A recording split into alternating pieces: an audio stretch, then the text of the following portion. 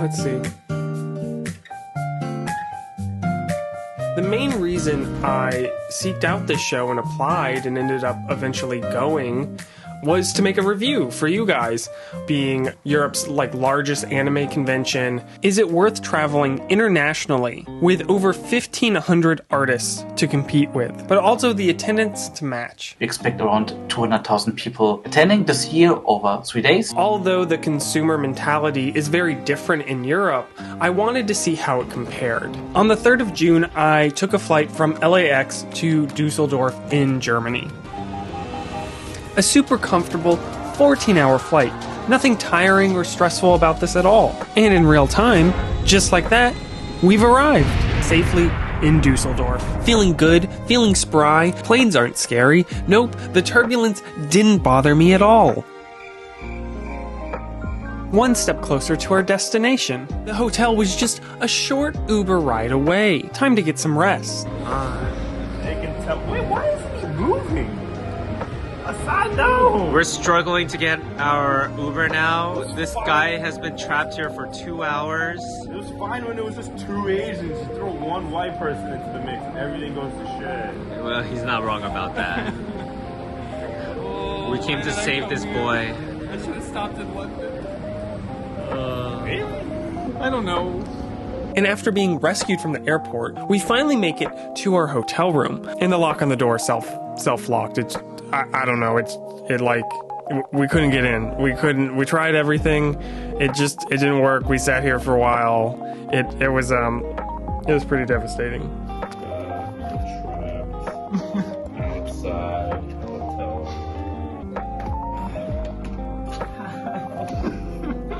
I'm gonna go downstairs while you work on this. Yeah. Okay, so it's gonna be all the way down here. I know, it's a pretty big gap. I know. And at this point, it's 11 at night. There's one staff member at the front desk. And after going down and begging for help, the hotel staff knew exactly what to do. Yeah, that's. I don't think we're gonna use that ever. Yeah. Wait, Whoa, that was so cool, man. holy shit, a second? That's fucking good. Oh, the fucking door is cracked. Yeah, that's what I'm saying. Jesus Christ. You know what? Fair enough. I kind of expected them to bring up one of those weird fork things to open it. But nope. I guess kicking in the door works just as well. Welcome to Germany. And luckily, after our exciting night breaking into our own hotel room, I arrived a day early. So we slept till 3 p.m. and then scooter ganged around the city. You know, tourist shit. Bitches. I think they use the audio from these clips, right? Depends.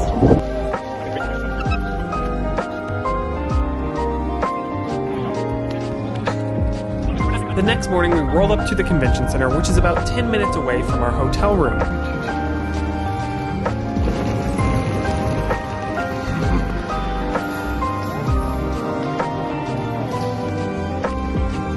Wow, so European. Wow! Wow!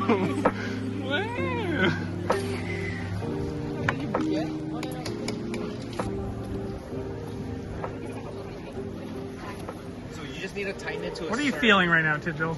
You need to tighten it to a certain hungry, a bit sweaty. I'm holding it so it's probably parallel. A bit aroused. Up until this point, our expenses are a bit on the high end. They are as follows: flight, hotel, Uber costs, luggage. As I only could take 2 bags, I paid the extra overweight fees. Very annoyed about how expensive this was, actually, because I took similar airlines to Asia, and the baggage to Asian countries typically is free, but to Europe, I guess not so much. Snackies, table costs, and a bunch of other things that will make more sense at the end of the video.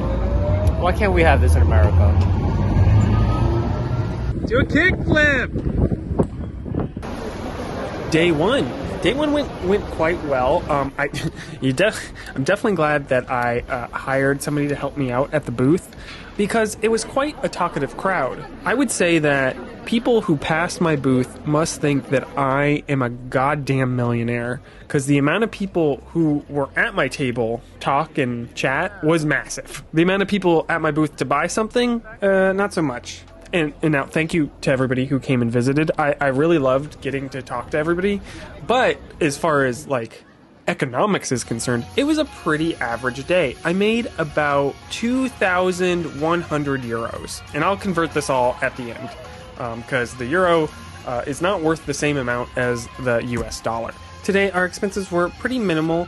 I would say about $60 in food for two and about $15 for the scooter to get to the convention hall. But considering Friday was a shorter day, and I didn't know what to expect, and everybody coming up and being so friendly, it felt really busy and it felt good. It was really good vibes.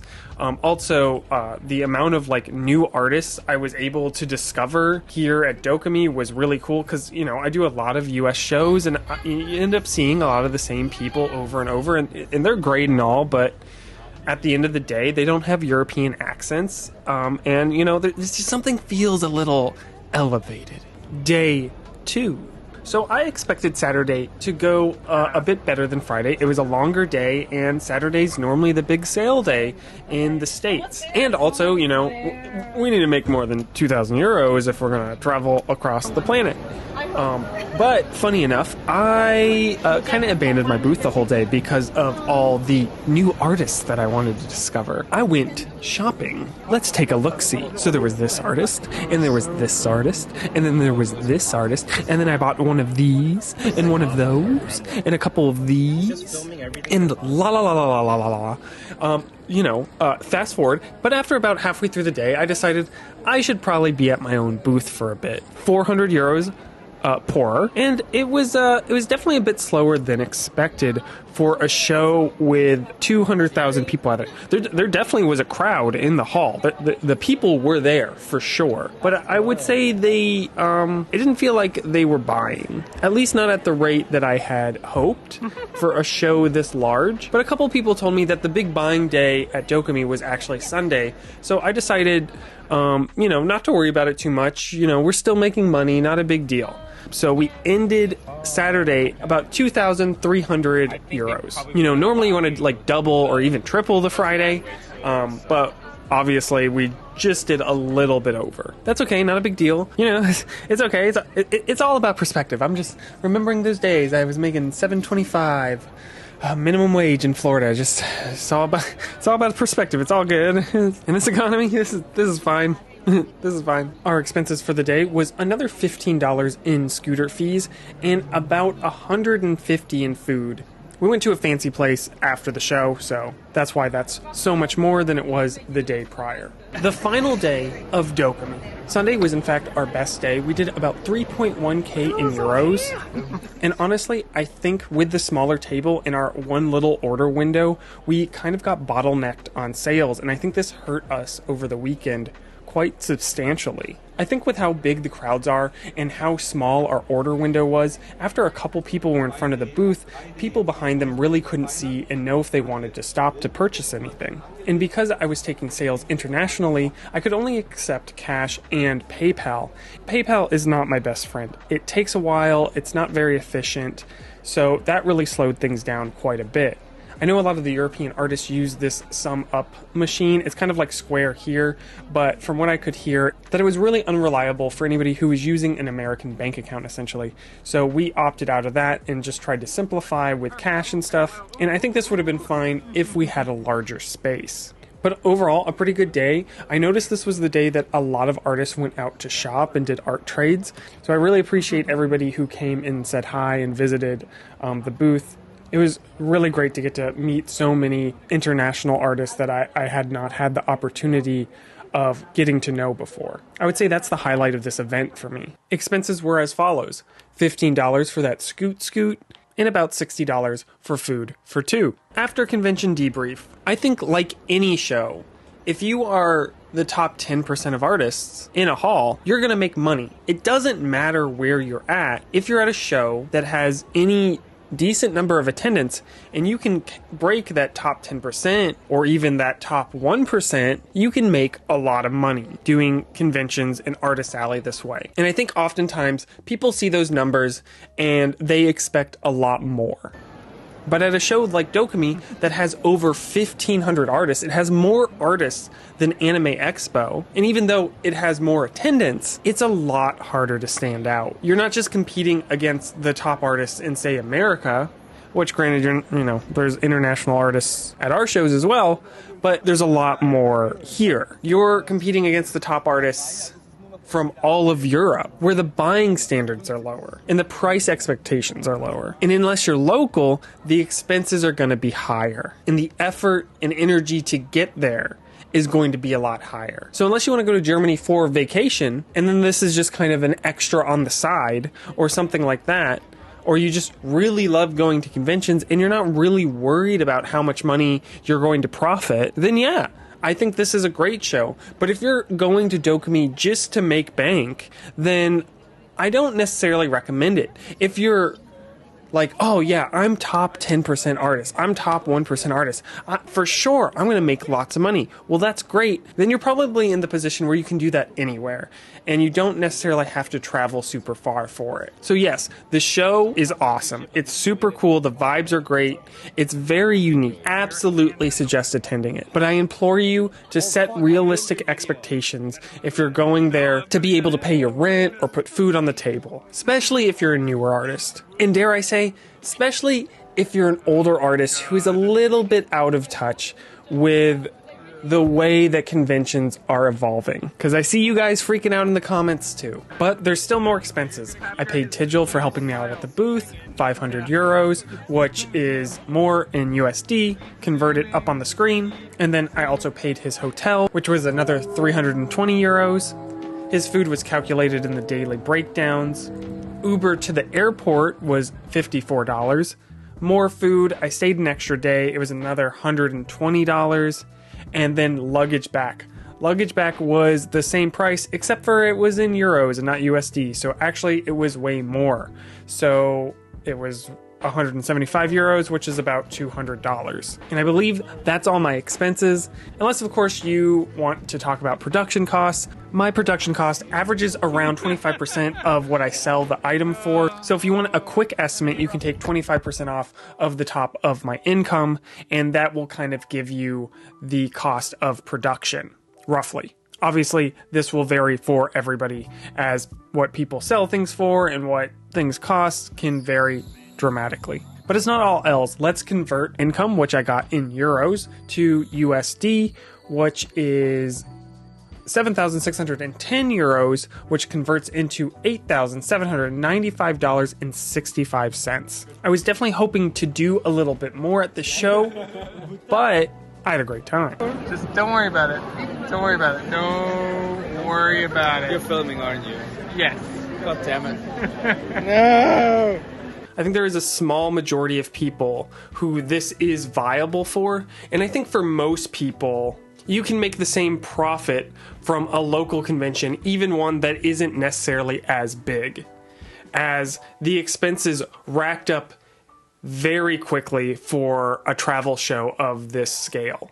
For me, this was ultimately an experiment. I ended up booking the smallest booth available, 180 centimeters, so about a standard 6-foot table here in the States. And although Dokomi's tables are very affordable, international travel is not. I ended up only bringing 2 suitcases that I checked in onto the plane and brought very limited stock from what I typically bring. Even at my smaller shows, I'm normally bringing about double this. I honestly brought so little stock for what I normally bring, I kind of expected to come home with nothing and be sold out no matter what, and kind of be at a loss of like what was potentially possible. As the European crowd and convention buying standards are a bit different, I definitely made some mistakes that I wasn't prepared for, and I think that really hurt my sales over the weekend. Although I did end up pulling a profit, I did not sell out. If I just look at this as a business adventure, I would say that I probably needed to double my sales to make this trip worth it. However, I came to Dokomi for a lot of other reasons. I think it was well worth the trip, despite sales performing under my expectation. But I also think that there was a number of mistakes I made this year that I could definitely improve on in the future. One, the bottleneck at my booth definitely was a big factor. And the other thing is I think I mispriced my merchandise. For years, I haven't increased my prices here in the States, and my friends kind of yell at me for it. I kind of like my customers leaving feeling like they got a good deal, and I still make a considerable profit. So I haven't really had an urge on raising my prices. In contrast, I was told that the standard pricing in Europe for artist alleys is typically lower, and that most artists typically coming from the States to Europe need to lower their prices to compete, as the euro is worth more, and that's just kind of the buying culture there. So I thought because my prices were already on the low end for US standards, that I probably could get away with just switching the dollar sign for the euro sign, and that would kind of even things out. No, I definitely was still one of the higher priced people at Dokomi, and I think it definitely affected quite a few sales. So if you're looking at doing a European event, I would definitely think about adjusting your prices. And the other thing is, I kind of need to level up my skills. The level of artists at this event is incredible. The quality of work at artist alleys, just in general, definitely has been rising. And I think I got a little comfortable for a bit too long. So I think I'm going to grind some levels before I show up next time. Also, some of these new rules really hurting my side hustle. Also, what was going on years past to put this officially on your website? Now, to be fully transparent, one of the co-founders did reach out to me and agreed to do an interview before the show. This happened a couple months before I even went to the event. Yeah, so I'm Andy. I'm one of the two founders of Dokomi, which is at this point the largest anime convention here in Germany. We expect around 200,000 people attending this year over 3 days. Together with Benny, a good friend of mine, we founded the convention back in 2008. The first event was 2009. So that's basically 17 years ago, which is of insane. I'm also one of the 3 CEOs at the company basically, and have been going with the event from the very beginning. What made you like, oh, I want to start a convention? And just like, I feel like that's such a huge undertaking, especially in like 2008. Like they were popping up kind of here in the States, but I think it was like pretty rare in Europe, right? We did have a few well-established conventions back then, but it certainly was a different time. It all started basically with Benny and me and 4 other friends. Well, in famous centers, let's do a convention. So we just sat together in a small otaku meeting and thought, wait, it would be cool to have maybe something like a comic cat here in Germany or something like a maid cafe over here. By the way, artist alleys and maid cafes didn't exist back then. So you said that there wasn't artist alleys at the time. So was Dokomi one of the first ones to implement it over there? We were basically the first German convention to bring the concept of Artist Alley to our community because we were fascinated by the concept of Comic Cat. 2 fans being provided a space where they could just exchange their art. The artists could be able to show off their art and the whole doujin culture. We found it amazing. And back then, when people did a table at Dokomi and asked €1 or a few euros for a drawing in their booklet, people were like, expensive, why would you charge money? And this has shifted completely, but in a very positive way. That now this is respected craft, respected time and effort. People were able to create a side business or full business out of that. And you would have never expected that it would be like that at some point. But we always had this idea, this vision, this sounds a bit cheesy, but this dream that something a little bit like Comic Cat could also be possible here for the artists. I never thought about that because like when I started in 2017, obviously like the States were a little different. Even back then here, the consumer culture was very different. And like I could make more money than a minimum wage job. Like you couldn't really make a living off of it. It wasn't like sustainable, at least for most people. People really didn't think of it as like something you go to all these shows and like become an artist full time in that way. I mean, I think that's kind of incredible that you guys just like are the first one to start it over there. I didn't realize that was part of Dokomi's history. Over a network of artists, it just took a few years to build that up, but it did scale in a quite awesome way. And I'm very happy to see actually so many artists flourishing through that. And that's not just Dokomi, that's also like overall events. The artist perspective is engraved in our organization that way. You talked about having all these applications, and I know for me here in the States, I've definitely noticed competition's a lot higher. The animation industry here in LA specifically is not doing well, and those professional artists have been moving to more independent spaces. So like conventions, for example, have been getting like double or triple applications in just the last 2 years. I'm wondering if you're seeing that over on your end as well. Absolutely. Back in 2000, I think it was 2012, 2014, it was the first time that we had like more than 200 artists coming over. Back then we could still include everyone, but what happens over the past year, let's say post-pandemic, is definitely on a different level. Kind of forgot when was the first year where we could not accommodate all artists anymore. But I think that was already pre-pandemic, let's say 2018, 2019. A lot more, I think, because also more international artists are joining, more and more European conventions, but especially Dokomi, of course. So we do not only have the people from Germany, Switzerland and Austria joining in, but more and more from Spain, France, Belgium, and yeah, also US, Canada, Asia. From our convention organization perspective, it's very important to keep a good balance between the amount of visitors joining and the amount of artists joining. If we double the amount of artists at the event, that might be in a bad balance in the amount of customers at the event. That's definitely something that has been on everybody's mind here. Like there's been really historically great shows that then like double or triple their artist alleys, and then artists don't make any money or like aren't able to afford like the table costs. But since you can't accept every artist now, like what is the application process? Is it juried? Is it a lottery process? And like how do you go about choosing those artists? Why did you pick that specific method? The way we try to keep it as fair as possible is that we have 3 ways of defining the application process. First one is classic first come first serve. The next one is pure lottery. A third one that gets directly selected, where we can just say, okay, this would be a good addition from the style of the artist or what he or she brings to the table, for example. Might be a good addition in the overall artist alley, so you can also choose directly a few, only like 1/3 for each. This way we try to keep it as fair as possible. Most of the time I see like shows implement one of these, so it's cool to see that you're implementing all 3 like typical methods that I see. I would love to be able to accept all of them. From a visitor perspective, that's cool, but it would not be fair or not be a wise decision for the artist itself. There's a lot of costs involved. The main reason why we have the concept of an artist alley, to give artists a chance to flourish, to shine, to build up a business and to spread their art.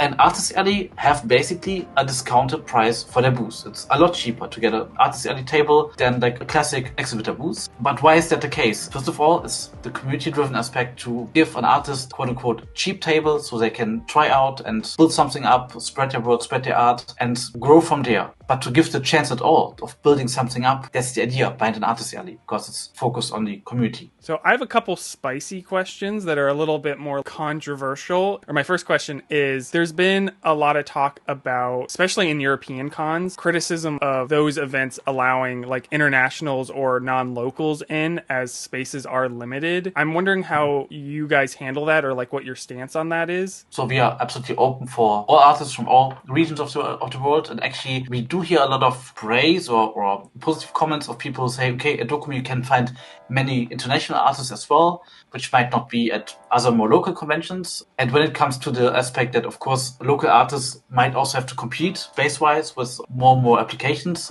due to international artists also trying to get in. That's why we also have those 3 different types of choosing artists. Let's say via lottery or the first come first serve, super many international artists are in there and hardly any local ones. Then we can still choose and focus more on local ones. I feel like that's lacking there. That's in the history, I would say the first come first serve principle has especially supported local artists more than international ones because, well, time zones. Application, let's say at 8 p.m. on a weekend in German time. It might be, well, sleep time in Asia or very early morning in the US. Yeah, but in the end, we try to keep a good balance, to have local and international artists over there, because I feel the mixture is what makes Dokomi's Artist Alley in particular special. Also important to not forget where you come from. Obviously, I'm not local, I'm not from Germany, but I know it's like kind of devastating when I don't get into my own like local shows here sometimes, but pluses and minuses, obviously. With the rise in popularity of like Artist Alley being able to be like a full-time career for some people, it starts becoming more of a global market than a local one, and they're not expecting to compete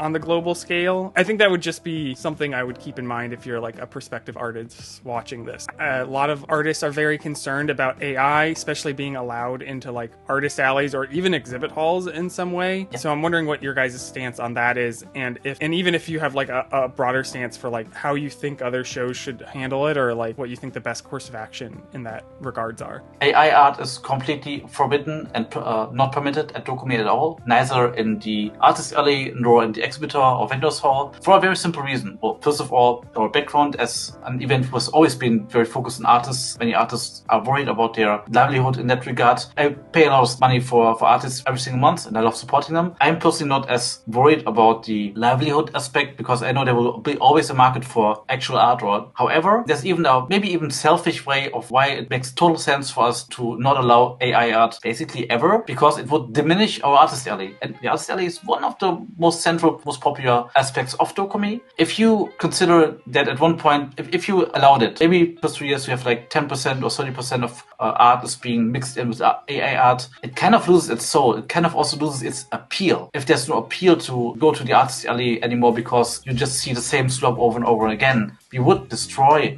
our Artist Alley in the long run. It wouldn't be in our interest. I love hearing that, but also, you know, maybe I live in a bubble. I'm an artist. I think it's a little soulless, just a wee bit. I'm seeing a lot of shows take that stance, and that gives me a lot of relief. Not necessarily because I'm worried about competing with like AI, but I think it discourages a lot of like newer artists. I've seen events that are just like kind of willy-nilly put together, and it definitely affects the quality. So having like that intentional decisions, I'm very excited to see it in person.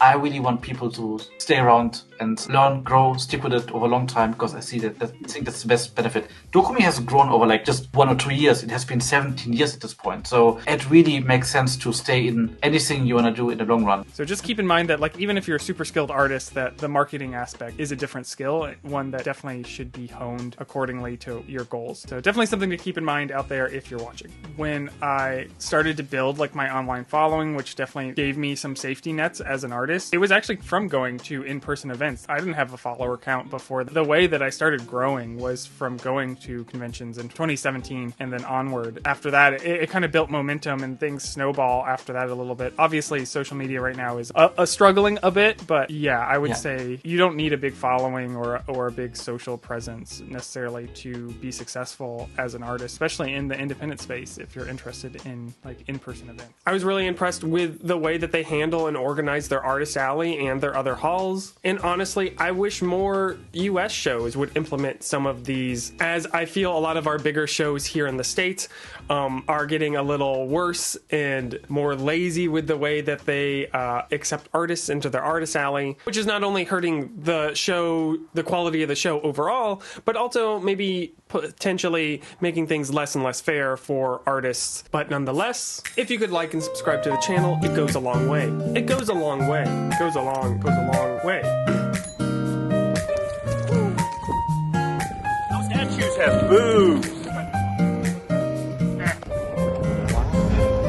I didn't know Kentucky was in Japan. Or Germany. Or Japanese.